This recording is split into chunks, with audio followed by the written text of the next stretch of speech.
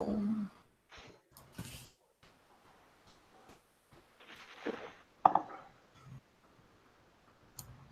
how does it go? You guys see the questions, or people put in questions? Yeah, we go to you go to YouTube and just pause the video so you don't hear it in your ear or whatever, and then you'll see the chat. Same like Ruben did. Yeah, exactly.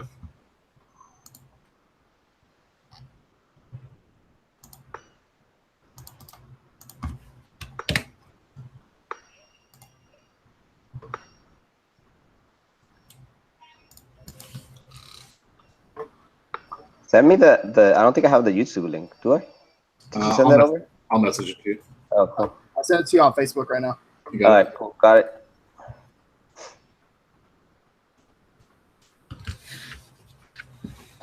Mm-hmm. Send that over? All right. There's the audience. Mm-hmm. So how often do you guys do these videos? Like once a week? You do? Once a week. So every Wednesday we try. Nice. Yeah, we've been getting it pretty consistently once a week. Matt's talking about doing it. Try to get it out maybe twice a week, maybe. I still think we should do one like on the weekend, like midday or something, for people like in the EU and overseas, because they never get a chance to see it. Yeah, he's trying to cut out my drinking time, so see how he's doing. Trying to help that diet, get you ready for the summer. Yes, help your liver. Yeah. Okay, let me share this on my thing too. Dang, you already got a thumbs down. Everybody's so mean. You guys are in the East Coast? No, we're West Coast. We're California. Oh, okay, cool. Oh, you both are in California? Cool. Yeah. I thought for some reason you guys were in the East Coast. Where were you I'll from? be in the East Coast. Well, originally I'm from Puerto Rico, but I've been in the States for 20 years. Oh, okay. Okay. I've been in. Oh, I went to school in Florida, and then I lived in Atlanta for a bit. Then lived in New York, lived in San Francisco, lived in LA. Yeah. And now I'm moving back to New York in June. Back to the city? Yeah, probably in the city. Not sure yet. This is the last move. I'm tired of moving. Huh? Yeah, I hate it. Too much work. I'm packing, settling down, meeting new people. Yeah. All right. Well, all right, guys. We have Jose Fernandez here on the show. Everybody say hi. Hey, what's up, guys? But yeah. Okay. Yeah. Well, me and Matt started a little thing with people sending us shirts, and we've been showing them on the live. I got a shirt. We're wearing a Teresa's shirt, right? Yeah. So I'll start off with mine. Okay, mine's a fishing shirt. If you guys can see it, you see it? See it? Nope. Don't laugh. You guys see it? Yeah. Gonna flip it. The fatter she is, the more wiggling on my hook. All right. So, there. You should be able to see that, right? Life is simple. Just add water. Yeah. So. Was that like a current theme, or it was just coincidence both were fishing? No, I think she's that's one of her her good niches. So yeah. The thumbs down for RJ. Now, okay, well, all right. So also too, we like to say our last 7 days on the shows too as well. Jose, you don't have to if you don't want to. But last 7 days. Last time I checked. Let me check. Actually, let me log in. Okay, I'll start with mine first. So 222 shirt sales, $938 in royalties. Nice. Mine's 105 for 370, 340. Yeah, and it's I don't know, today Wednesday seemed to be slow. Yeah, it stopped for a bit and then it's dead. Like it's been dead for like a couple hours. Yeah, in the morning it picked up a lot and then all of a sudden it just died down. Yep, pretty much. Mm-hmm. Of course, it wasn't taking my password because I had my own. I wasn't using my email. All right.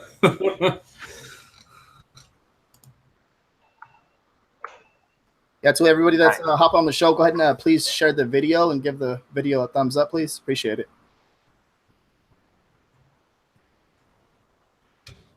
All right, I'm in.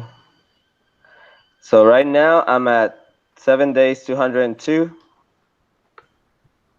For you want the royalties for the 7 days? Yeah, but It's 750. Nice. 750. Nice. Which is kind of like the average what I've been doing weekly now. Yeah. Okay. 750, 80. I mean 800. What tier are you at? I'm at 2K, but I only have right now. I uploaded a bunch today, so I'm at. Let me see how many I got live. I think I have 890. 890 live. That's pretty good. Yeah. Yeah, Good. like that's one thing. Like I'm not like I don't have the time to upload massive uploads, so it's one thing. That's why I like to keep it to a minimum for me at least. Yeah.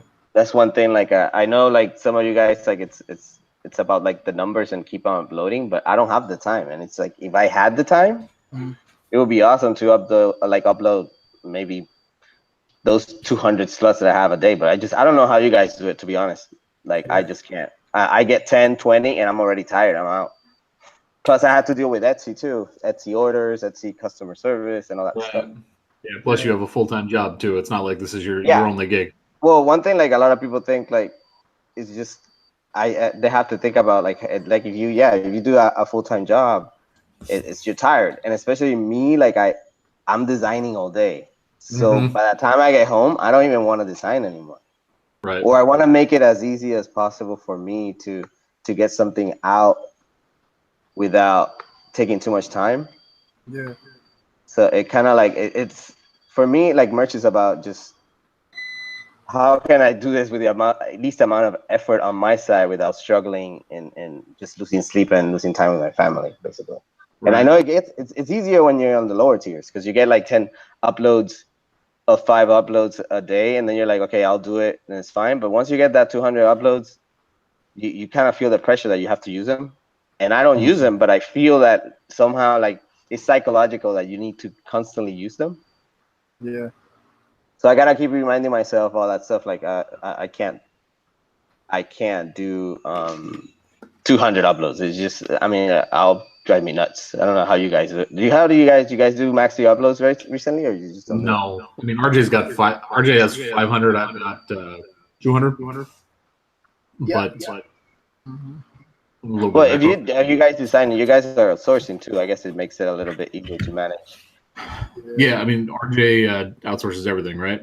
Yeah, I have pretty much I've been kind of just more about time management and stuff like that, man. Like I write all my stuff down right here. Like all my stuff's all written down, and I'm all about like time management now. Like through the week, if I have to upload, I'll upload like on a Wednesday, just all designs that were designed for the week. I'll take one day and I'll upload all the designs on all the different platforms and stuff like that. And then the next day, like I'll work on research and just trying to balance everything out right now because there's a lot going on. So yeah, it's to me like if I don't write anything down, like I'll be jumping from project to project and never focus on anything basically. So I've heard about that time. I mean, what is the Airtable one? I haven't used it. I signed up for it. I need to use it like just to organize my thoughts a little bit. But so far, how I'm working right now is just very organic. I'll be working at home. I mean, at work. I'll be doing a graphic for whatever retailer, and I'll be like, okay, this quote, because a lot of the stuff, I don't know if you guys are interested in that aspect, how a normal retailer works or studios. Yeah. But a lot of the stuff we need to come up with our own copy, like not copyright, but just not keep doing the same thing like that's out there. We just gotta come up with new quotes. So the struggle for me is now like I come up with a lot of quotes, but it's like how do I take that quote? Because if I put a quote for Target, Target will like they know it's new. They'll search for it. They'll find out this is something new, and I can't put that quote on merch because they know like, hey, where you got this from? Like they already coming out for, or we seeing a lot of stuff already out there in Amazon because they got at Target, for example, they have their own designers and they'll search for stuff. They look at Amazon for inspiration. They look at all other retailers. So for me, the struggle is like I'm designing and I'm coming with new stuff, and then when I come to home or I'm thinking about ideas, I'm already have to like knock myself a notch because I can't do anything new. Yeah. Okay, you want to give the people like kind of a little bit insight of what you do for a living, if you don't mind. I'm a professional apparel designer. So I'm an illustrator, graphic designer. Depending on the job, I will be illustrating or being directly. Well, it kind of splits into a lot of people are confused with what illustrator and designer are, and within the apparel business. But it's all one thing depending on what the area you're supposed to be in and the project. Sometimes you're required to illustrate a tiger that you put the hat on and you become an illustrator. Other times you just simple type graphic layouts, which is more like what we do in Amazon merch. But for the most part, I would consider myself in apparel and graphic designer because that's pretty much what we do. We do like graphics. But I do now mostly, I work for Mad Engine. They do have various licenses. We do Disney. We do a bunch of YouTubers. We do Nickelodeon, a bunch of like beer brands. It's basically, if you search Mad Engine, they carry every possible license. And if chances are, if you go to Target, Walmart, I believe that Hot Topic now they're branding themselves as Mad Engine. They'll have the Mad Engine label on it. So it's all, I do work with various accounts basically. Is one day, like for example, I was doing Old Navy today. Tomorrow I might work on Target, and then on Friday it might be something that we call market, which is it's like we become vendors and we go show our artwork. We build a portfolio and we show it to different retailers and they buy the art from us. Oh, okay. So it's constantly shifting, and then it's something I talked in my interview with Ruben last week.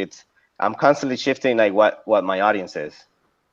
So this is something like I always speak about in the groups. It's like you need to know your audience because the beauty of Amazon is that everybody shops there. Yep. It's not like a specific person, type of people or demographic. So as long as you find who is that shopper for you, then you're good. Like I kind of have like who I want to attract, and I stay there. I don't. And sometimes I'll test different areas. Sometimes I'll be doing a design for example, I'll do a design that attracts people from Walmart, and then I'll do a similar design that's for me scaling, and then I'll do a similar design that attracts people from Target, and then I'll attract people that are in the high end market, which is like fast fashion, more forward thinking, more like younger audience.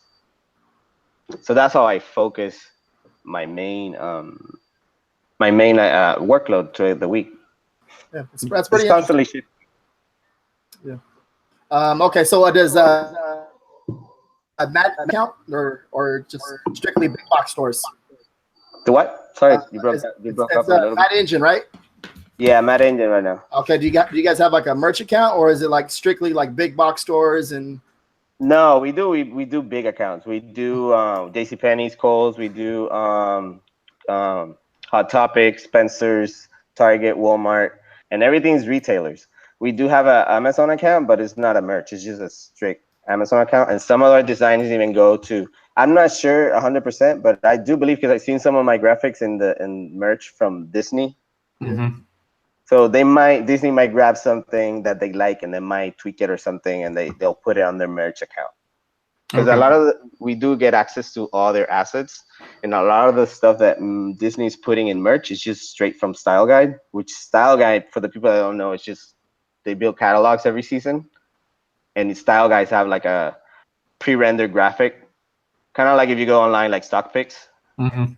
And the artists make a book, and usually they put that graphic and just plop it everywhere in different places. Like for us, it's different because we get the assets. We're not allowed 90% of unless the retailer requests it, we're not allowed to use Style Guide assets as is. We have to modify them. Just make it new, basically. Gotcha. So what's your background, Jose? Like, how did you get into design? Is that what you went to school for? Yeah, I'm an illustrator. I went for illustration, and basically that was back in '99. Mm-hmm. So I wanted to do illustration, like old school, basically book covers, greeting cards. So I kind of fell into fashion by accident because I started doing a lot of greeting cards, and a recruiter in the college, I was doing a lot of cartoony stuff, mm-hmm. like cute animals, like kawaii, Japanese kind of style animals, and a recruiter for the, I don't know if you're familiar, if you have kids, you probably like for Carter's, the apparel mm-hmm. brand. Okay. They do Oshkosh too.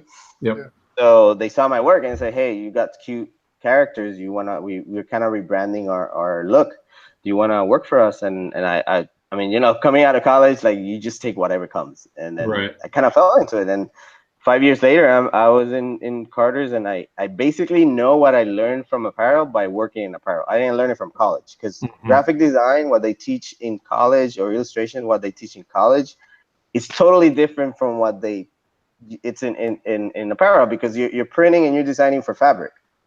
So it's a totally different mindset. You have to be careful of how colors mix underneath the screen printing process, how close to each other a line should be. This is prior print on demand, so it's basically completely different to me. I had to learn all that. I had to learn repeats, how to create repeats for patterns, sleepwear, how to make fire retardant approved designs for sleepwear. So it's like basically keeping designs simple enough for the printing process. It's just a lot of things that go into designing for. This is more like private label, not POD, but more for private label. It's just completely different. You can go to our school and not learn a thing about apparel, basically. I mean, you apply the same techniques and graphics and typography, but when it comes to apparel, it shifts, because one thing that could look cool on a poster or something in graphic design, or you see outside, it might not be what people want to see on a shirt. Right. So things shift a little bit. Like there's some inspiration, but a lot of things, like, they're constantly moving. In fashion, now something called fast fashion, thanks to POD and all these companies that are trying to have a line. When I started working, a line lasted in the floor, I believe it was like 5 or 6 months. You had the spring collection, summer collection, fall collection, and the holiday, December, right? The winter collection. Now, like, retailers shift for every 2 weeks. They're moving things constantly around. So it's that constant changing and just keeping up with the next thing, because everything's almost like disposable, especially now with POD. Yeah. There's a trend coming out, and then we got the advantage because we can put that cool or famous thing going on, that hashtag on a shirt right away, while retailers have to get it screen printed. Yep. And by the time it hits the store, it's already late. The trend is already gone. Yeah. So we are in a big advantage right now. Do you find yourself doing like trend stuff on Amazon, or does it tend to be more? Not anymore. In terms, you mean trends in things that are hot selling right now? Like if you go to top sellers? Yeah. I don't try to follow them anymore. I just figure, like, sometimes if I see it and it's something I like, or it's like something I kind of see, like a subject I know about, I might pursue it. But I just feel like it's not realistic into a long-term growing the business. Like, it's just, I don't want to have $1,000 in a shirt and then next month have nothing. Like, I rather spend my time on small shirts that sell one a day or so. Right. But I started following trends. That's how I started. I broke out of my tier quickly. I think that's kind of how we all started. It's just you see it and you're like, well, this is a chance for me to, I've got 10 slots, I can make some money. Yeah, it's not sustainable at all to have like 2 shirts that are selling 50 a day, and then next month it just crashes. It's just basically you're making the same as other people are making, spread out throughout the year. Right. Yeah. Without the stress of following that trend that you never. Plus you got all these competitors and copycats around you reporting you. It's like, I'm done with that drama. I just just leave me alone on the BCR 1,500,000. I don't care. Like, just leave me alone in that corner. I don't follow anything. So, like, well, okay, what would you say? Okay, with all that being said, he just shot down my question. With that being said, okay, what would you recommend, like, designing ahead? Like, how many days should a person design ahead to catch a trend? Because you're doing it all the time, right? Because I think it shifts all the time now. Yeah. For last year, I was doing like 2 weeks. 2 months prior, say December for holidays. I was doing stuff in November. Yeah. Or maybe October, mid-October. But then I fell into this problem where I was doing, for example, in Halloween, I did a stuff in August, and by the time Halloween got in, I had a bunch of copycats undercutting me, even though my shirts didn't have a sale at all. Yeah. They were just similar designs, like, undercutting me just because they had a BCR number already. They kind of tracked down, okay, this is selling. So now I'm kind of like, I hold off and I wait, and until the last minute, I throw my stuff out there. But since the Amazon is constantly changing, we don't know what's going on with the algorithm right now. I don't even know what's going on. Yeah. So it's really hard to keep track of where am I gonna launch, because you don't want to put too much stuff out there too soon, when you start getting a sale, and then people start catching, oh, look, this shirt is starting to sell. Yeah. So and then you got people moving in.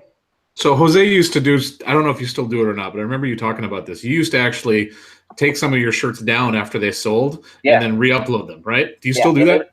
No, well, it depends. If it's like a shirt in like a 3-page niche that I know that I'm gonna rank first and I'm re-upload it again and it's gonna rank up first, I'll delete it because I got no issue knowing that they're gonna search for that again and I'm gonna be seen. Yeah. But the problem now is like shirts are not being shown at all, so I have no idea what they're doing. But that was a strategy I was doing for a while for things that were like, oh, this thing has 2 pages, nobody's looking, it's selling 2 times a week. I'll delete it and I'll put it up there again. Right. Yeah. Just to hide. But if it's something that's already getting lost for like holidays, I have to leave it up. It's just no. Right. That's interesting because when I read that, I was like, man, this guy's crazy. Like, why is he after they make a sale? Why is he taking it down? But I was like, there has to be a reason. I want to know why. So there you go, right there. Well, the reason is because of you don't want the competition moving in. Like it's as soon as people find within, I think you cut off now. Okay, as soon as you start selling and those under 100, the copycats just swarm. It's like a swarm of bees over you. Yeah. So it's I'd rather keep that to a minimum and just keep that. But right now, like because we don't know what's going on with Amazon, I don't know if I'm gonna delete something and it's gonna ever appear again. Yeah. Because sometimes things get disappear in a black hole. I have no idea what's going on. So it's like I'm making the same amount of money that I was doing with when I had 500 shirts up. Yeah. Especially now with the cut that we got the $2 royalty cut. Yeah. Yeah, right now it's pretty interesting too right now because I've been looking at a lot of the BSR ranking, and the shirt didn't make a sale, but the BSR rank came back. If you guys, I'm not sure if you guys noticed that though. I noticed that like the shirt didn't make a sale, but the BSR rank is back, and then all of a sudden it made a sale. Like I seen the shirt today, made a sale today, and the BSR rank dropped, and I was like, okay. Yeah, so I had that issue too. A few months ago, I posted that I had a shirt that only sold once in a month. And the BSR was 90K. Yeah. And I was like, I should be ranking right now, like at least with a couple of days. So I stopped kind of like trusting all those numbers altogether. But I know a lot of people like rely on those, and it's good to know what's moving because you don't want to go in there blindly. Because if I come up with a new design, like I don't necessarily go to Merch Informer or do tools a lot. But if I come up with an idea, at least I go into Amazon and I search for the idea and see there's some movement in it. If I see a couple of sales, then I'll move in. If I don't see that the idea is moving at all, then I might just drop it.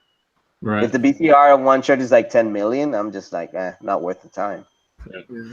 And do you find yourself like taking some of because obviously like the stuff you're designing for the big box stores, there's research behind, right? Like there's ideas that they want you to hit on. So do you find yourself incorporating any of that into merch just in terms of like where there's demand, right? Like where people are looking for things? Yeah, because that's where I'm involved every day-to-day work. It's kind of like my mind is set up like that. Like I look at trends, I think t-shirts, I think graphics.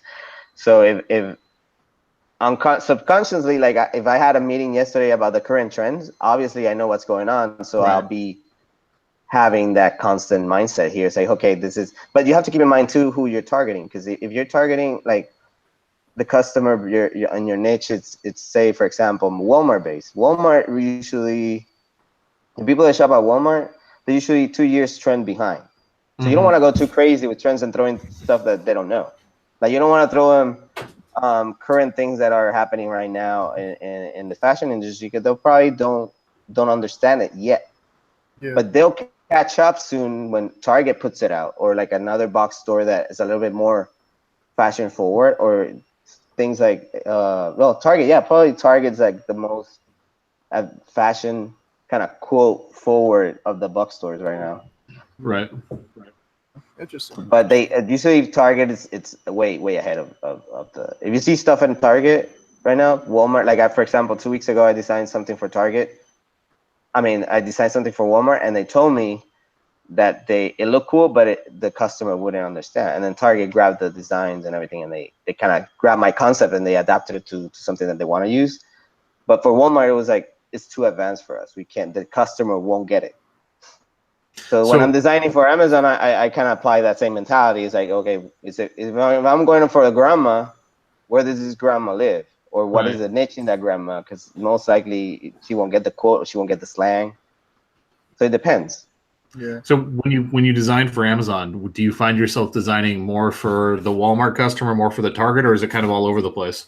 All over the place. Like if I feel like I'm designing something, like I'll have like my Illustrator open and I start doing a bunch of layouts of different things. Like it's just a chaos, and I got reference ideas and stuff like that. And as I'm putting stuff together, I kind of like fall into like, okay, I'm done with this 5 graphics. Where does this fall into? Is this more like a Walmart customer, or this is a Target customer? And then if I feel that it's good enough for merch, because I see merch almost like that box store client. I don't see it higher end like Etsy for some reason. And I know people say shirts sell at $30. I just don't see people buying and Amazon $30 shirts when they can get like a branded shirt for that price or cheaper.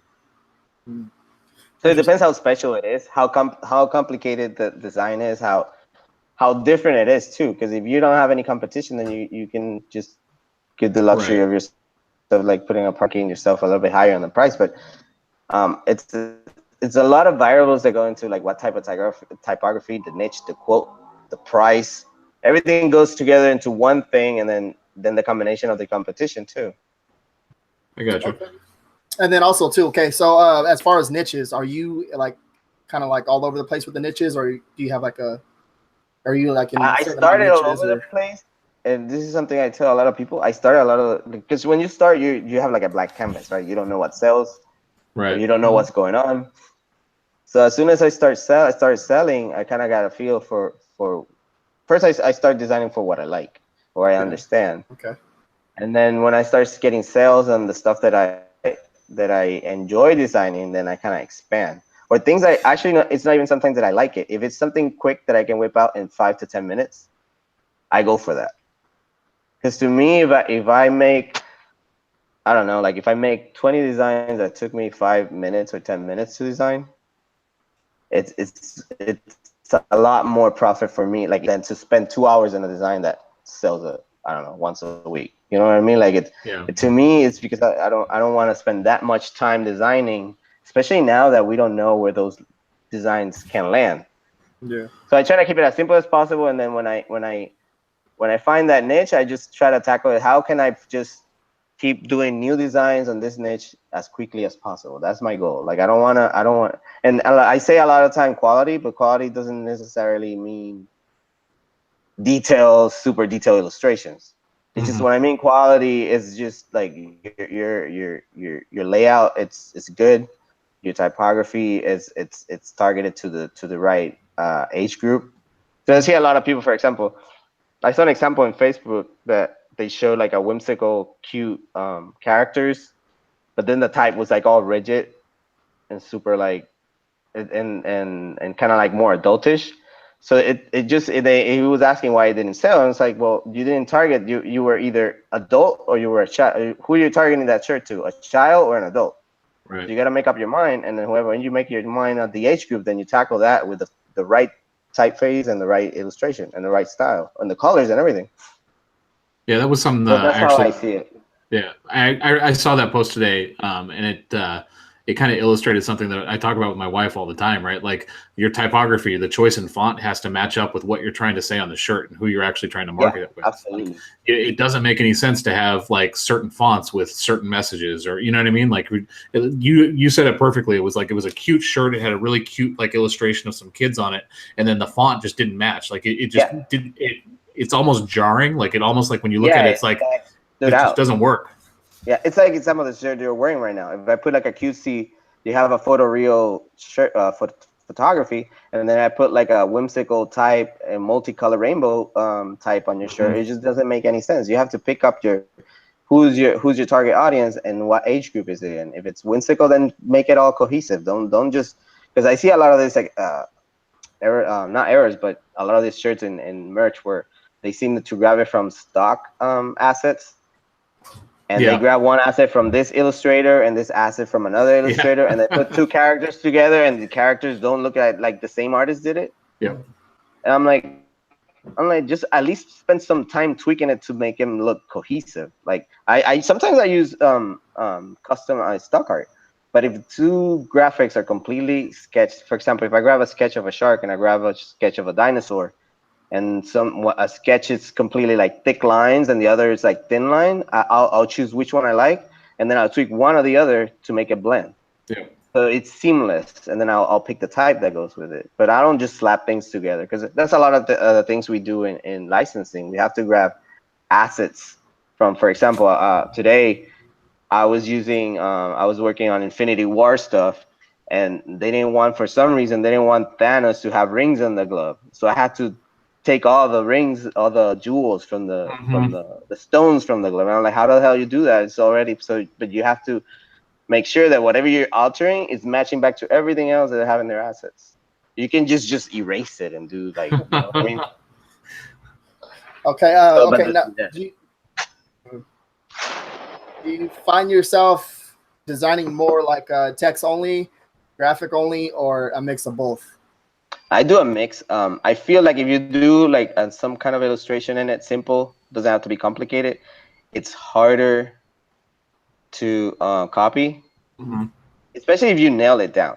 Like my job is to, like, how can I keep it, like I said before, like how can I make it as simple as possible that when you come in and see it, you're gonna have a hard time saying how the hell I'm gonna make this better, because it's so simple already.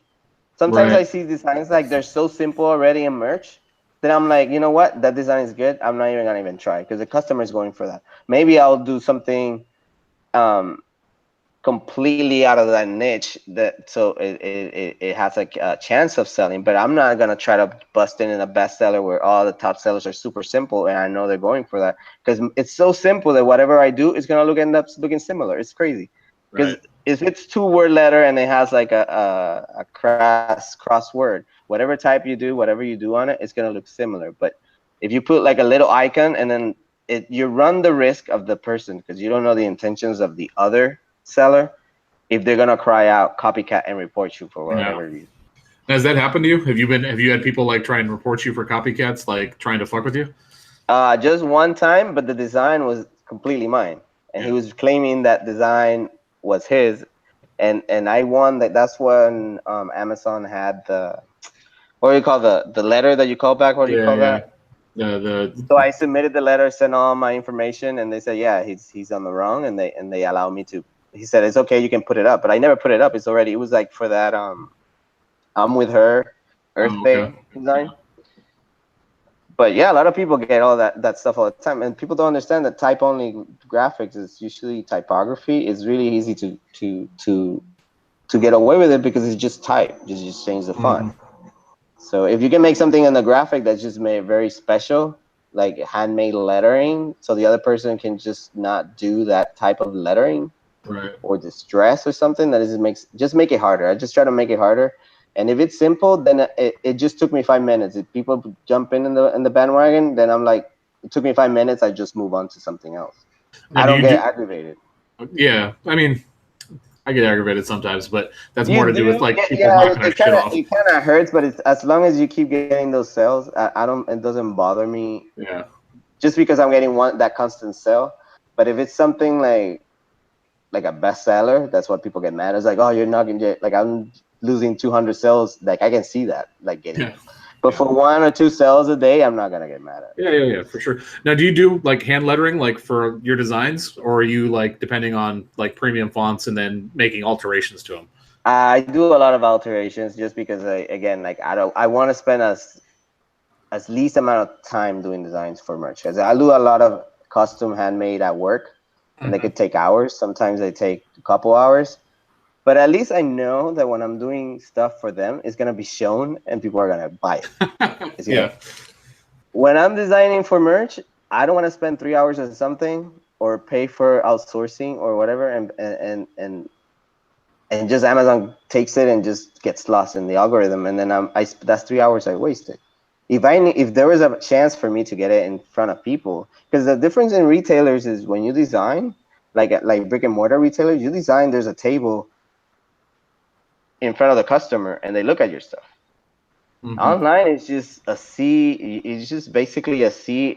You're just a needle and a C. So it's just really hard for you to get something to be seen unless it's by ads.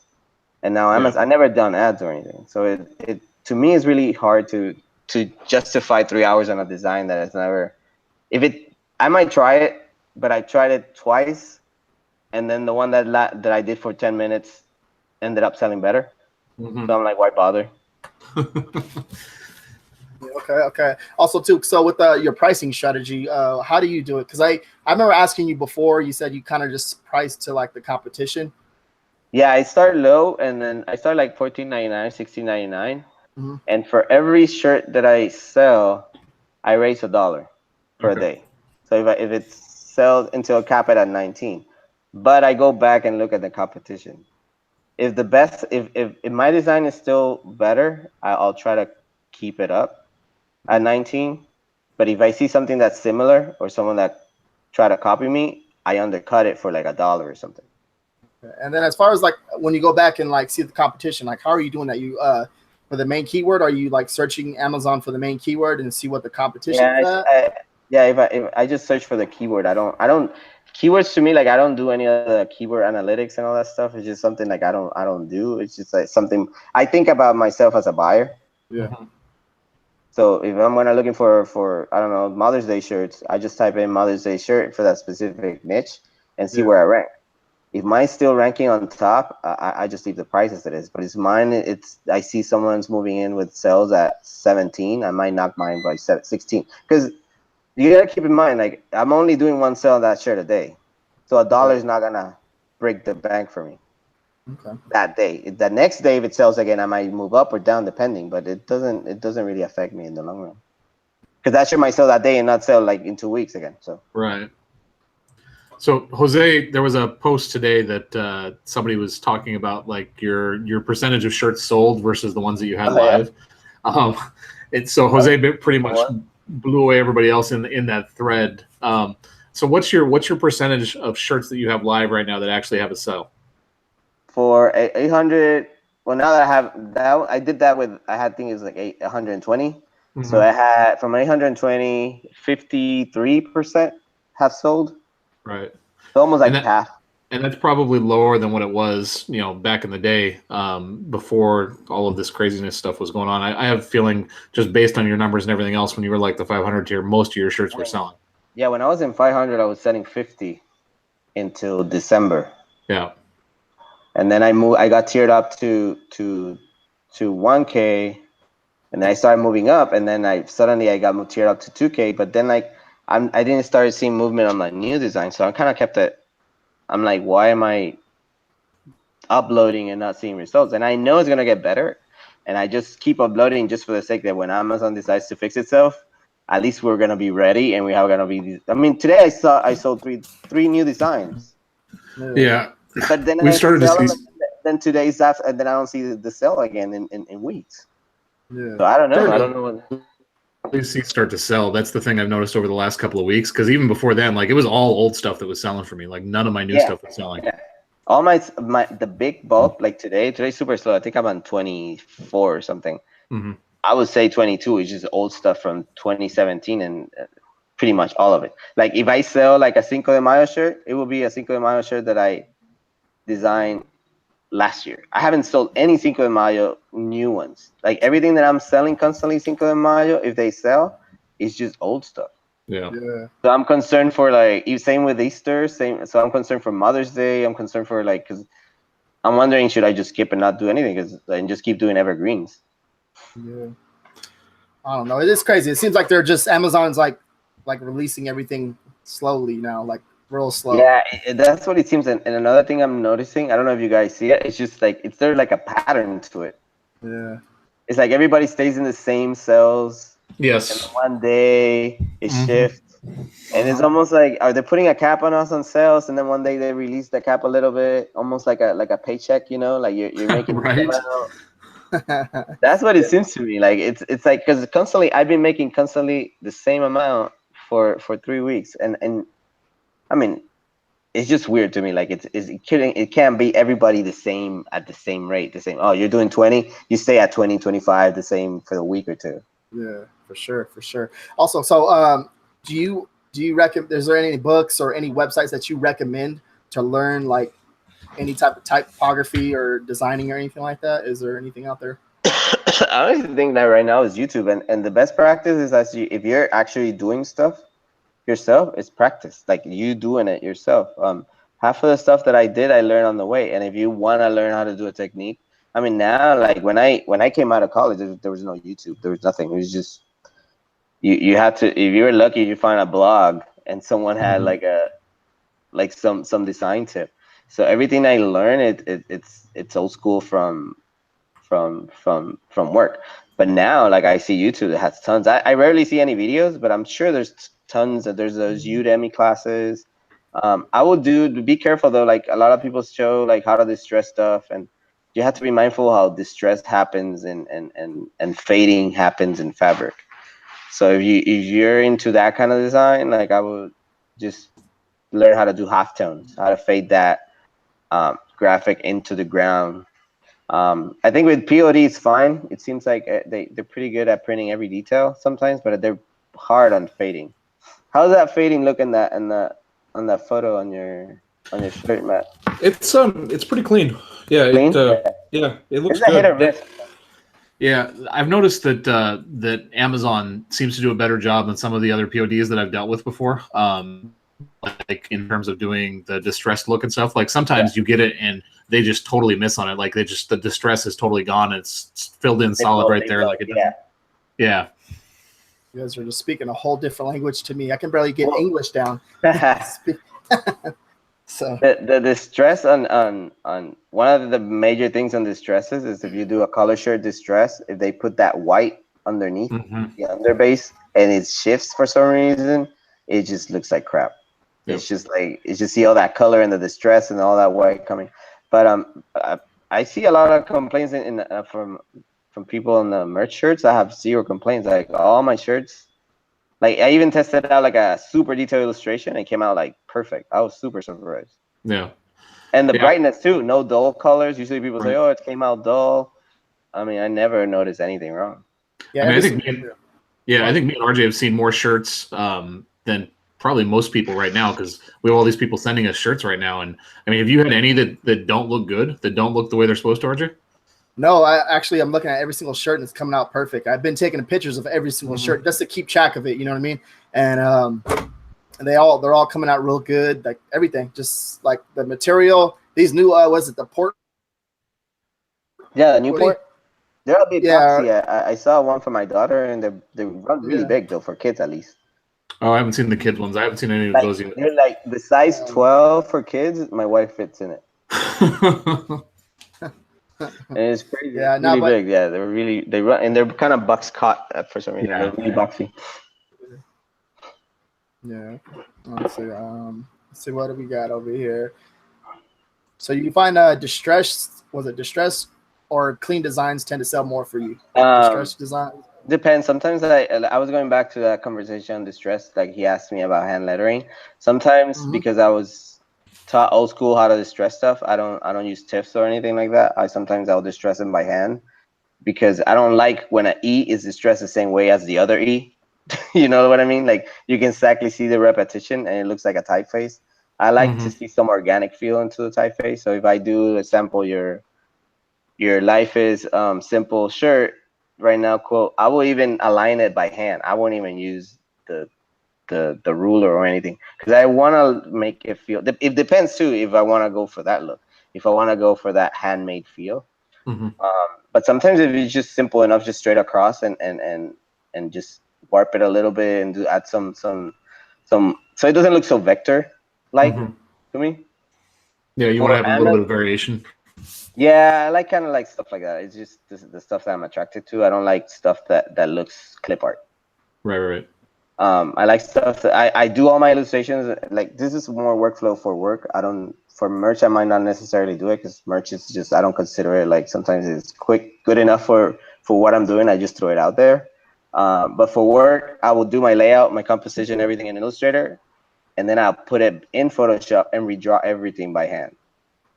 So you get like a very distressed hand feel on it, and then do details. Like I will mimic how things re-stress in real life, folds and stuff like that. Mm-hmm. So it's something I learned. Like this guy, I don't know if you like you probably seen Abercrombie. My art Mm-hmm. director when I was in Oshkosh, he was the director in Abercrombie, and he was just like obsessed with distress. So he kind of taught me like, hey, no, don't put this letter too close to each other. You know that kerning tool like they Yeah. were doing. Yeah. He was opposed to that. He was completely the opposite. Just if you're gonna do a curved text, do it by hand. Kind of like old school, 19 like before the computer. So when you're designing, are you designing with like a tablet? Are you using like an iPad or anything? What are you doing? Now I used to use when I started merch, I had an iMac, but it broke down a couple months ago. And now I had an iMac with Intuos. Mm-hmm. But now I have the Surface Pro, so I have a tablet full on hybrid. It's freaking amazing. Yeah, I saw there was a guy at Marcella RJ that had that exact same tablet. That thing is insane. Like I got the book, and it's just I'm more of a Mac guy, but I have no complaints on this thing. Like the way it just reads every brushstroke is amazing. Mm-hmm. Takes a little bit to get used to because you don't have like I work out really fast with the keyboard. Mm-hmm. So I don't do well. One thing I say like because I work really fast, I might take 10 minutes to 15 minutes. It might be like because I work really fast. So everything to me, I don't use tools. I don't see tools. I work everything on my left hand is always on the keyboard. Everything's selected by keys. And then with the other hand, I just design. When you do a tool for like a tablet, you lose the keyboard. Yeah. So it takes a little bit to get used to. Now I have like a keyboard command shortcuts to the side, but it's a slow process, but it's cool. I still love it. The fact that I can draw anything at the whim and I don't have to like sketch it Right. out.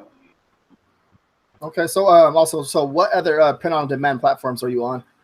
I'm on Redbubble, but I do every now and then I upload something, but I do mostly focus on Etsy and merch. Okay, cool. So Etsy. So what's like? Are you what are you doing over there? Like what kind Etsy's of? more like private label. Mm-hmm. And I do not put everything because I know that a lot of people ask. I don't throw everything in there. Like it's like kind of like you said yesterday, Matt. Like I don't Mm-hmm. really. It's very specific. Sometimes I'll do a design and I show my wife and it's like you shouldn't put that on Etsy. Like she's like, but I'm like it's cool. I was like yeah, but it doesn't seem with our. It doesn't go with our message. So Mm-hmm. so basically we keep it one message. We spread across a couple of age groups, but sometimes if a shirt starts selling well in Etsy, I'll move it onto merch. Because my plan is I am currently registering trademarking the brand. So my plan is moving from once it gets approved, I'm moving my store to Amazon, Mm. my Etsy store. So hopefully like I can read all those designs that I have in Etsy in merch. I can put them in the brand as my own brand name without someone hot jumping Yeah. in the brand name.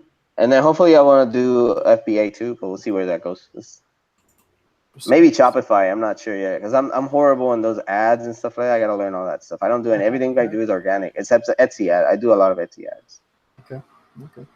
Okay. Now, let's say a question. Let's say for like the lower tiers, what's the best advice for you to give them to get out of the lower tiers? Lower tiers, Mm-hmm. either buy your own shirts, but I do sometimes think like it's better for you to just stretch it out and see what sells because that way you learn what's selling. Buying your own shirts, it's cool. You got more room to play with later on, but then you're not learning what it's selling for you or not. So you're just Mm-hmm. committing the same mistake at tier 10 and then you're going to move on to the same mistake at tier 25 and then you're going to buy yourself out of tier 25 and then you're going to commit the same mistakes at tier 100. So if you have patience, I would just wait it out, make those sales, and that way you learn what sells for you. If you're impatient, some people I understand they are. So just buy yourself out and but follow trends and just follow what what's hot right now, people are searching for in Amazon, because it's really hard to go into evergreens with 10 slots only. Yeah. I mean, you're just, unless you're putting all your 10 niches, I mean 10 slots in one specific niche and it's empty, maybe, but Right. it's hard when you're tier 10 and you don't know what sells and you're new to the platform, you don't know what to do. Everybody flocks to the trademark stuff, to the gray area. So it's kind of, that's actually the best answer that Right. anyone's given so far. So Yeah. good job on that one. cool. Trey actually had a good point right now. He says, you don't really need to buy your way out. If you sell 5 shirts, you're like tier 100 right now, the way that they're tearing people up. So there's that too. Yeah, that's true. Etsy shop. Well, your Etsy shop is more of like a niche based shop, right? Yeah, it's very super simple. Like I put one look, I just keep the whole message consistent. Where in merch, I just throw everything out there and I vary my styles. I'll throw something different in kind of in Etsy, kind of like in real life stores, because I don't want to keep doing the same thing. Mm-hmm. People want to see fresh stuff, so I treat it like kind of like I treat design in real life. For me, like every season we have a trend board, say what's gonna be the look for fall. Yeah. So I'll make trend boards and I'll see, okay, what is looking good, what of these trends can go in my store, and then I'll move into that depending on the message. Have you ever tried taking down some of the stuff in your Etsy, like running a fall collection, a spring collection, or whatever, and trying to create some urgency that way? That's the plan, but it's just because I don't have the time right now. But my plan is to create a full blown on collection. Because when I work in my full time job, people look for me for collections because I know how to build collection, like in terms of making the shirt, making the jean match back, making the shirt, the hat, anything that goes into the merchandising part, like belts, and how to make that collection cohesive. So when you walk into the floor of the store, you'll walk and see it. All the color makes sense, all the graphics make sense, everything. So when I design with that mindset. It's difficult when you only have shirts and PODs. Sometimes I was like, oh, this will make a cool jacket, but it's expensive. Yeah. So here's a thought for you. I don't know if you're doing this at all, and obviously you're super busy with your design job and then also trying to take care of your family and everything else. But if you understand that and you understand how to put together collections, Pinterest for you would actually be a great spot to start marketing your stuff, because people go there for that kind of stuff. Like they don't know how to put together that stuff and like get dressed and look good. Yeah. So they look for that kind of stuff all the time. Like what's, hot right now in, collections, how should I match this shirt with these jeans and everything else? Like if you did that and then sprinkled in some of your merch shirts or some of your Etsy designs, like that would actually work really well. Kind of like a look catalog. Yeah, exactly. I use Pinterest, but it's interesting that you mentioned that. I never thought about like making like a lookbook, basically. Right. Yeah, and then you just kind of sprinkle in your designs with links back to Etsy or links back to Amazon, and it just drives the traffic to it. Something about Pinterest though, like I don't get it how those pins work. I think they're they're hidden now, right? You can't see them. The numbers, yeah. But I used to have this pin from like a merch when I started back in the day. This pin has like, I don't know, it's like a 200 repins, and the shirt only sold twice. So it's just like I don't. And sometimes and I do get a lot of sales from Pinterest and Etsy though. A lot of people, for some reason, I think Pinterest likes Etsy. I think it's because women. So women like they shop more on Etsy, and women also use Pinterest more. So it kind of goes hand in hand. But with Amazon, man, like I've tried, and I'm assuming I've gotten some hits. But in terms of now, it's even worse because I don't even know what's getting repinned or anything. It's just like blinds. We're going. I mean, I know I got around probably 900 followers right now. Yeah. But I'm trying to build it more where I can just post stuff, but I don't want to make it like so it just looks like I'm marketing my entire line. And it's like you said, you want to mix it up with other stuff. But yeah, I want to try that. That tip. Yeah, I've been messing with Pinterest a little bit too as well. It's the ads. I don't understand them either, man. I try the ads and I just don't. Yeah, they try to make you do the bids at $2.50. Yeah, it's crazy. Yeah.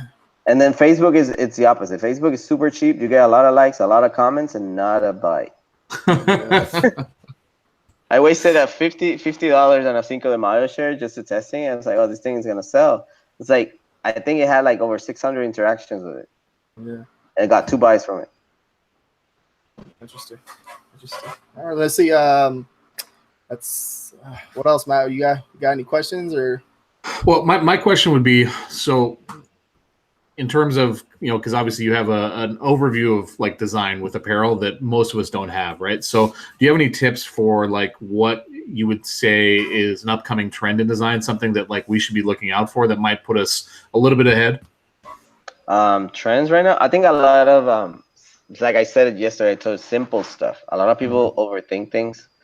Right now, simplicity, it's and I don't know, I think it's the nature of this trend is the nature of we're talking about back to fast fashion. Companies are trying to put as quickly as possible as much merchandise out there. So without burning their staff. So what this is creating, it's just how can you create tons of graphics for me in the least amount of time. So I think that the reason, and then that because of the fast fashion and the necessity of fast design, things are becoming much simpler. I see all these super heavy illustrations in Amazon, which is cool. Like I think they have a spot there. They have a consumer base, but I can do a design that's just outlined like a coloring book, and it sells probably better. And it took me 10 minutes. And it's not because my design is better or than the one that's detailed. It's just because we, as humans, we try to follow the line. If you see a lot of people wearing text shirts, then they're gonna see, oh, I guess texts are hot in fashion. I'm just gonna do text shirt, billboard style shirts, big black bold designs. When that trend dies and someone starts to remember when that trend with affliction a couple years back, I hated that trend. A design will take you 3 hours. They had like scrolls and skulls. I hated. Like I had to do like I can only do one design a day when I had to do stuff like that. Well, when the day comes, you guys, we're gonna be stuck designing one design a ship a day. Anyway, but as soon as people start wearing that stuff again, you're gonna see a shift and movement outside where people are gonna demand for detailed stuff. But as it stands now, people just want simple, funny stuff, just like simple, straight. And then if you got, then we were talking before about things that happen right now. If you got something that happened yesterday and already got the quote on the shirt the next same week, people react to that stuff. It doesn't matter if it has a face or not. It's just you got that thing on the shirt already. Right. So it's like your shirt. I think, like I would say, from the one that you're wearing, it's probably a lot more in trend than what RJ's wearing.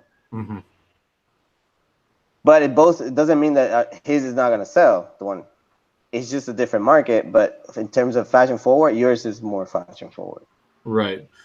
When you're doing your designing, right, and you talk about how you think about what you're marketing for, like what you're designing for, are you also doing your listings the same way? So are you like marketing the same way in your listing, or are you just kind of describing the shirt?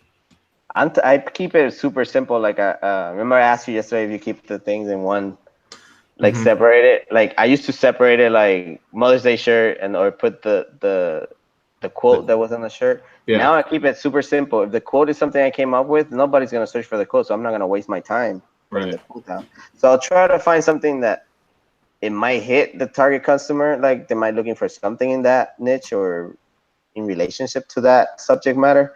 But I try to keep it simple. I try to target as many as possible with keeping it simple. Basically, I don't want to clutter. Like I hate looking for like Christmas stuff, and then shit that doesn't have to do with Christmas pops up, just because it says "Great Christmas Gift." I'm like, of course, everything's a Christmas gift. You don't have to, you know what I mean? It's like that one drives me nuts. Like people don't fucking get it, right? Like if everybody puts "Great Christmas Gift" in all of their listings, guess what? That's a shitty keyword. Like you shouldn't use that because you're wasting it. It's just no point. Like why are you putting it in there? Like people are not going to look for like fishing Christmas gift. They're just going to look for a fucking fishing. Yeah, exactly. So and then that turns out that makes it worse for us because then everybody at Christmas are actually looking for Christmas. They can't find things that are related to Christmas. Are you allowed to share like a design that you did for Walmart or Target or anything like that? Share, I guess.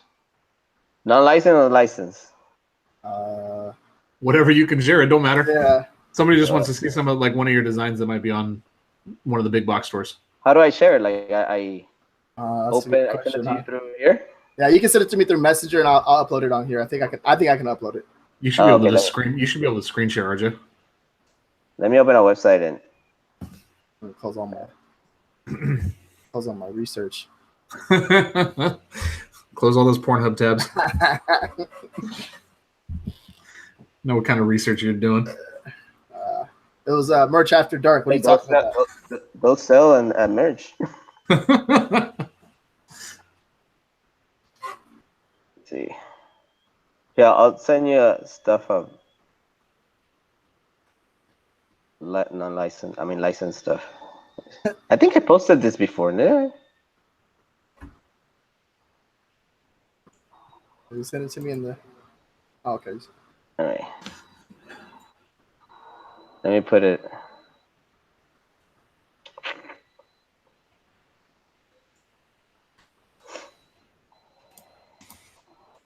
All right, this is licensed Star Wars stuff, and I'm gonna send you a Star Wars stuff that's completely different customer. That's Gymboree, so you can see the difference.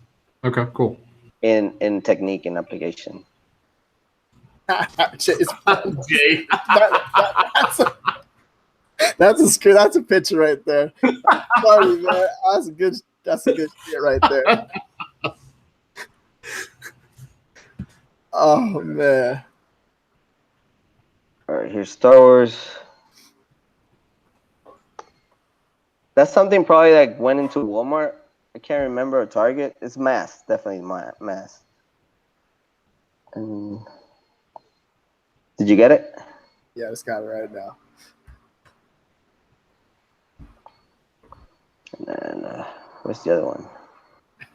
Okay, let me see. This is where our audience is the best, man. Where is it? You got to see the chat. Yeah, I closed down the chat. I don't know where the hell it's going. Well, I'll send you a screenshot of it later. You'll laugh. Okay. Okay. So you set this one right here. Let me see. I am freaking losing the second one I posted. I don't even know. It's not even appearing in my. Oh, here it is. Gotcha. Oops. Here's section base. All right. So I'm gonna actually screen share this real fast. Let me see how would I do this. Here, screen share. So I'm gonna share it real fast. So you guys are all gonna get on it. Into it. All right, guys, we're going in. You guys see that? You guys see my screen? Yeah. Oh. You're good. Okay, so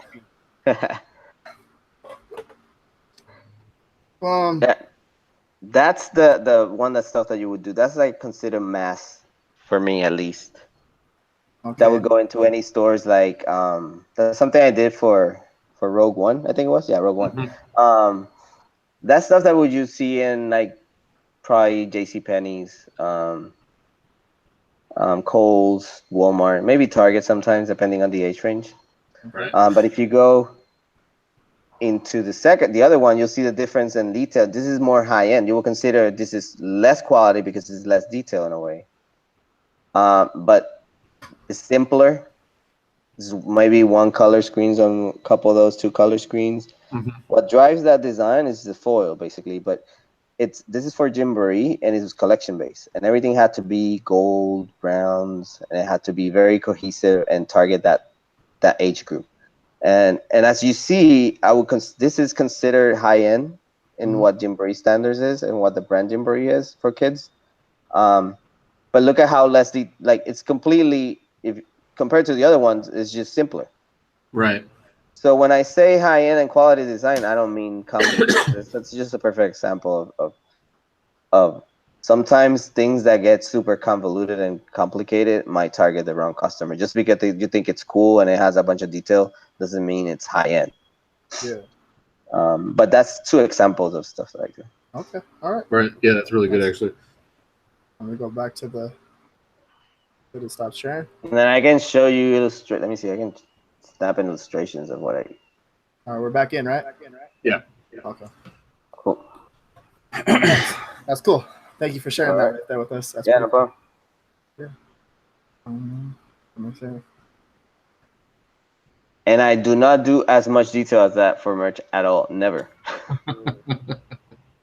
Now, have you ever thought about like looking into doing like licensing and stuff? like trying to get a like a trademark or whatever, or work with a licensed brand to do stuff on merch? No, not yet. It would be nice to do something like that for license. Pretty sure you got the connects too. You got the connects for all that. That's what it seems like. So like yeah, it's hard because of what I do. It's what we call what is it called, conflict of interest. right. yeah, I couldn't do something for Disney, for example, knowing that I do stuff for Disney that's selling at the same time in other retailers. Um, if I do licensing, for example, I will have to do something that my employer doesn't necessarily have the license for. Mm-hmm. So if for example, they didn't have Disney, then I could do Disney outside of it. But right now, because I have Disney, I cannot do anything, even for freelance. Like for example, like my coworker, my team buddy at work, he does a lot of freelance for Warner Brothers. But the reason he can do it is because we don't have any license with Warner Brothers. So he gets to do all the cool stuff for DC and all the coming movies for DC, Harry Potter and stuff like that. But when it comes to repeating yourself, it's same. One time I had some companies will not allow you to hire from another company if you're a direct partner. Mm-hmm. Like one time I was contacted by Target when I was at Carter's, but because Carter's has a brand in Target, Target was not allowed to hire contract from me. Gotcha. There's a lot of like what is it called, corporate BS. yeah. I honestly think that would make a company better, like if you do that type of hiring. It's my personal opinion, but Yeah, it's moving slowly. Personally, now I think I don't need to. I don't even think you need artists in a company. Like you can do everything by email. Mm-hmm. yeah, for sure. Like but this people, most of the leaders, the CEOs are old school, so they want to see people with faces in there. Yeah. Yeah. All right. Got any more questions that you guys have for design? Like this is a great opportunity. Yeah. It says, what's a great trade show for licensing? There's a question right there. There's a licensing expo in Vegas right now going on this month. I think next month. The licensing expo, I think it's called. Yeah. But there's tons of events in fashion and generally speaking. There's print vendors in New York, but the prices are insane. That's something I used to do too. Print vendors in New York. Print vendors are basically you build a catalog and then you sell to retailers your print. It's like a stock portfolio, but each print costs $500, and that's that's how I got started in merch actually, because I was doing a lot of that stuff. I would do a lot of designs that would freelance for $400-$500, and all of a sudden I started getting requests for $5 shirts. I'm like, what the hell is going on? So it kind of drove me to stop doing that aspect of fashion and moving into the POD and fashion, because I knew the royalties that were involved in merch. Mm-hmm. And that's what's happening a lot. A lot of these artists that are freelancers, mainly in the US, I think, they know what's going on. Like buddies at work, they know it's like, why people are paying so cheap now? Like we used to get paid $500 per shirt. Now we're getting paid, they want 1,000 shirts for $50. And they didn't understand. And once we started figuring things out, there's like, oh, so this thing is going on. This is Redbubble, Etsy, all these places, POD is happening. So these designers are stopping designing for freelance, and there are competition right now. Yeah, I mean that's coming into merch. You're seeing the quality on Amazon. It's definitely gone up a lot Yeah, within the last it's 6 gone months. up. Yeah, because all this lowballing is causing the illustrators to stop freelancing and just kind of catching in on what everyone is. I mean, we were dumb at first, but then after a while you catch up. Right. Like I started doing, trying to catch some when I did freelance, I stopped doing for a while because I started doing some animation. Mm-hmm. So for 3 years I lost all my contacts and all my clients. So I started building my clients. This is a little bit before, like a year before merch. So I found Upwork, and then I found Fiverr. Mm-hmm. So I was like, okay, I'm gonna give this a shot just to create some contacts and create some movements again. And after 6 months, I already have my stuff at Fiverr was selling for $50, $100 a shirt. So I was fine with that for the meantime. But I was getting a lot of that $5 request, like, hey, can you do 1,000 shirts for $100? And I'm like, no. And then they started asking me for hey, do you do merch? And I'm like, what is merch? You And need I to said, go oh, back and check your emails because I bet you RJ's in there. Yeah, Bro, right. and then a couple, I did sign a couple that were like simple text. So I was like, I'll do a simple text for you. So $15. But after that, I got curious, like, what is merch? And then I started investigating. I applied the first time, and the first time I don't think I received a answer, and then I reapplied again, and within I think 5-6 months I got accepted. And I tested it out for a bit and just to see, because I was very skeptical. I didn't know. I thought it was just like a typical, because I did years ago when Cafe Press did, and it's just I thought it was the same thing, kind of like a gimmick. And then I started seeing the sales coming in. I was like, oh shit, this is real. Right. And then altogether I stopped Fiverr and move on to I don't freelance anymore. Mm-hmm. And a lot of people request my artwork. It's like, no, you're not. I mean, if I for the amount of time that I rather do that I put in a design, I rather put it on merch. Right. Well, It's Jose's, we're gonna blank that out right there. right. Jose's the future, guys, by the way. So just be prepared. Like all you guys that are watching right now, like the game is changing. It's getting tougher. Like the competition is stronger, and there's a reason for it. It's because more talented people are coming on the platform. So I see it. I see it too. Like sometimes I see a design, it's like, damn, that's good. Like I yeah, don't know even know like how are you gonna compete with that? right. And the better your design is, it's easier because a lot of people say, oh, I'll just do mine 1% better. But if you have like a really good design under in one page and the surrounding ones are just crappy, they're gonna buy that always. They're gonna go one for the good one. But the problem when we started was everything was similar. Mm-hmm.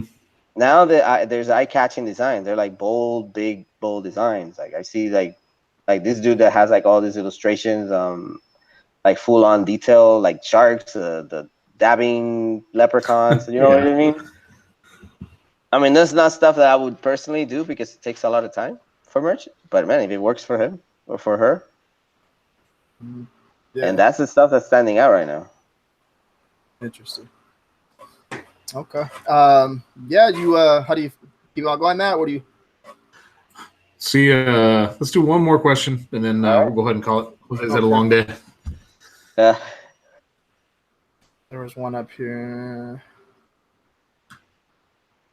Okay, this says best way to learn the layout and improve layout skills. He said answer that earlier. Look on YouTube. There's a lot of stuff on YouTube. He said that you can Make sure like everything, if you're starting out, make sure everything's aligned properly. Like one thing is that a lot of people try to do these crazy designs with type, but they don't know the rules of type. Learn the rules first so you can break them later. So if you don't understand why a design is jumbled up but it's selling and it might look crappy to you, and then you try to do similar thing and then you just you throw it out. But there's a reason why the other design is selling, and it's because there's a purpose to what they did. So when you're starting off with type, just keep it simple. Just align stuff, make it centered, justified. Make sure it's legible. Don't go with the curly scripts like that have super like curly ends that are hard to read. I mean, scripts are trending. Brush scripts are trending, but don't go to something that's very like super busy to read. Because if you like people looking through a mobile phone or even the desktop, if they can't read what the shirt says, they're not gonna buy it. So make sure it's legible. Like don't just bold stuff, and then after a while you get a feel of what sells in there. Then maybe you can you start playing with type and moving things around and making arcs. But I see a lot of stuff that arcs, under arcs, curls, flags, all thrown in one graphic. Mm-hmm. And it's just kind of like I call it the Teespring look. They write a whole book in one shirt. Hate that. Hate that crap. But I mean, like your advice, your advice last night that you gave, keep it simple, stupid. Like I think that's what sells on merch more often than not. That's what we've noticed too. Sometimes I see it. I come up with a good quote, and then I start counting the letters, and I sometimes I leave the idea because it's just hard for me. Or if it comes to a point where I need to start then illustrating the text, and I just give up on it because it's not worth my time. I mean, maybe I'm losing money on it, but it's just I consider my time valuable too. So to me, time is money in a way. Right. So as much as I can do, as simpler as possible, just get it out and test too. That's another thing. If you keep it simple, you get to test more a lot more. If you start doing complicated stuff and it doesn't sell, then you got to do another complicated thing and see if it sells, Right. and then test again. And if you keep it simple, you don't feel attached to the design itself. You think it's like, oh, I threw it in there. I mean, don't make a crappy design, but don't overcomplicate it. That's one thing in merch. A lot of people overcomplicate things. Yeah, I actually think that's probably the best tip you gave all night. Like, honestly, like if you're doing designs, or even like if you have a designer, right? Like if he's not spending all this time doing all this extra ornamentation, all these extra little flourishes and all this other shit, he can turn more stuff out. You can test more things. Yeah, yeah. As you the person that's doing the 3 hour design plus uploading already got 10 or a couple more in there testing, and then if it sells, maybe I'll do. Hey, I'm gonna do this Yep. quote a little bit more intricate or put my time on it. But Right. at first, when you're testing out, just keep it simple. See what works and take it from there. Nice. That's a good spot to end right there. Okay. All right. So Yeah. Okay. Jose, yeah, appreciate it coming on tonight. Do you have the questions that you guys wanted? I don't know if do you have any more? No? We can keep going. We can keep going if you want to keep going. No, I'm good. Okay. If you have more questions, it's fine. I'm about to send this video to my designer, so right, exactly. Like I was literally like, I just want to get off this and go like, hey, Aaron, come watch this for a little bit. Yeah. So Andre Jones wants to know: do you redesign or do you make unique designs? Everything you do is unique, right? Sometimes, if you mean like scaling, in terms of scaling. No, I think he's asking more like, do you see a design out there and then you go like, that design sucks, so I'm gonna do my own version of that design.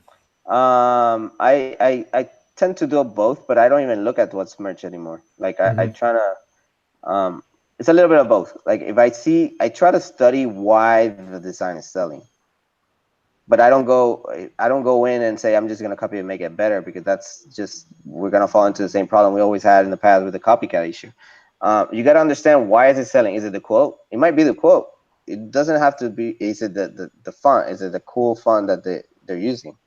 So you try to understand why is it selling, and when you understand why is it selling, then you can move on and do your own spin. Because I've done tons of stuff that's completely different to what the seller is, but if I can get it next to that one, it's not about me taking your sell away. It's to give the customer the option, another option.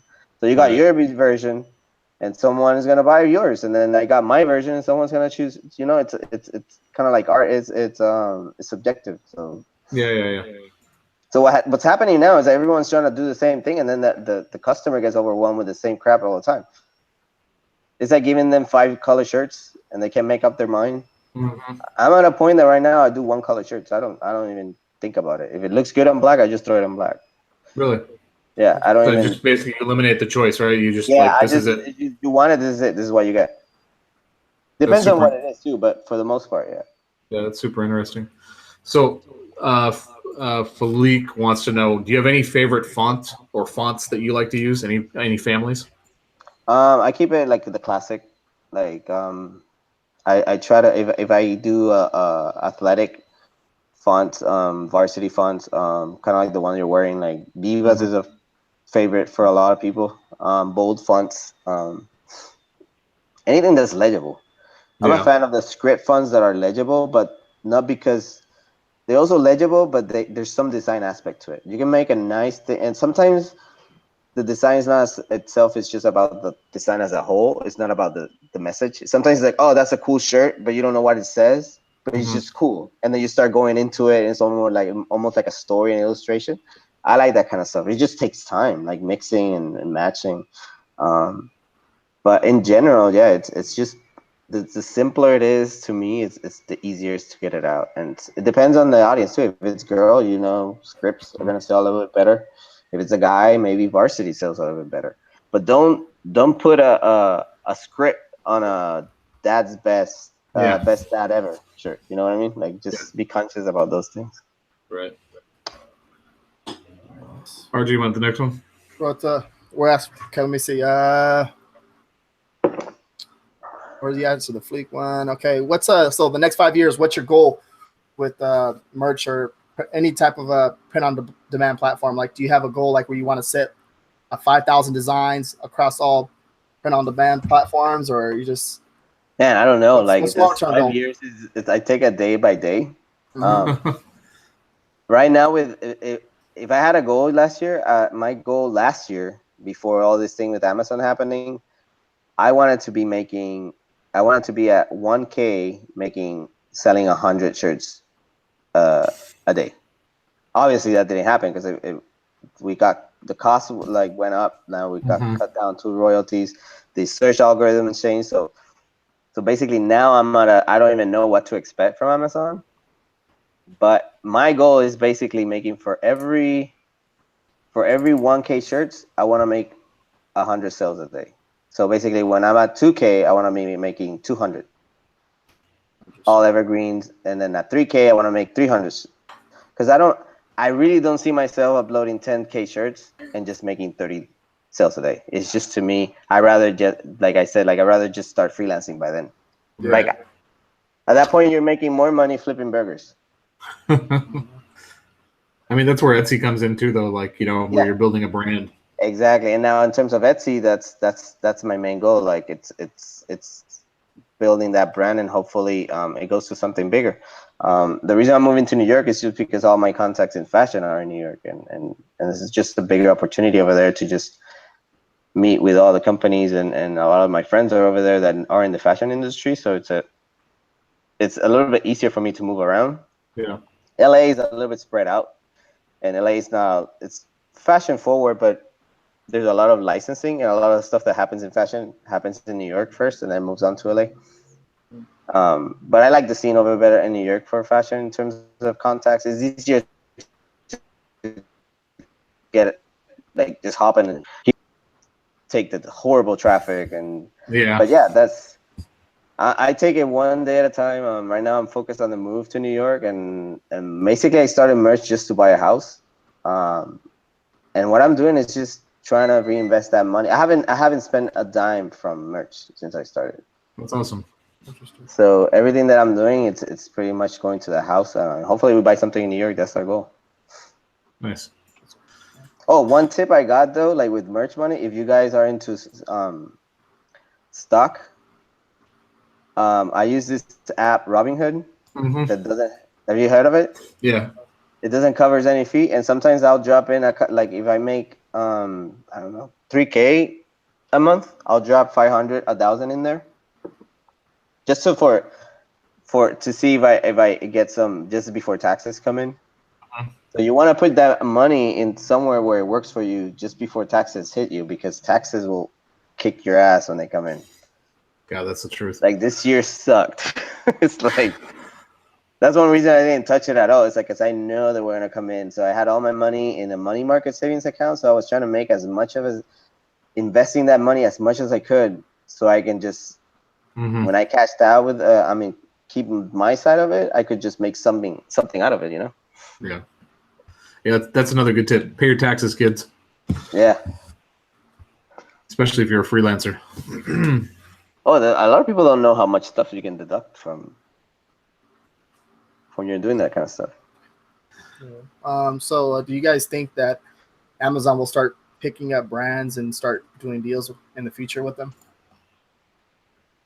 Do you mean with us? Like No, just with like the don't they brands, like have the big brands already? brands. They do have already deals with them. They have their own. Amazon has their own private label of clothing. Hmm. I designed for them a couple of times, like their private stuff. I can't remember what the name was. Amazon has their own private. The Amazon wants what Target has right now. That type of customer. But Amazon has the deals with a lot of the retailers already. This whole merch game for them is a license. I think it's a licensing thing. It's what's moving on them, like all these Right. licensors coming in and trying to piece it out. Especially the influencers are moving in. Yeah. We do a lot of another thing with these influencers.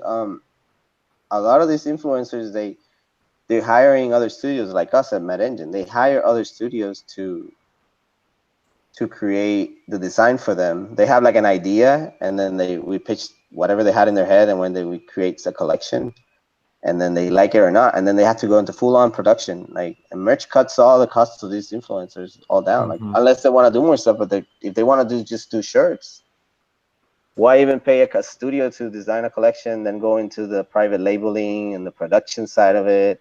It's just straight into merch like we do, and that's it. Yeah, the top isn't the top. What is it? Shane Dawson. That guy's. Yeah, I mean it's crazy. Yeah. It's just, to me, is crazy how much like that shirt sells a day.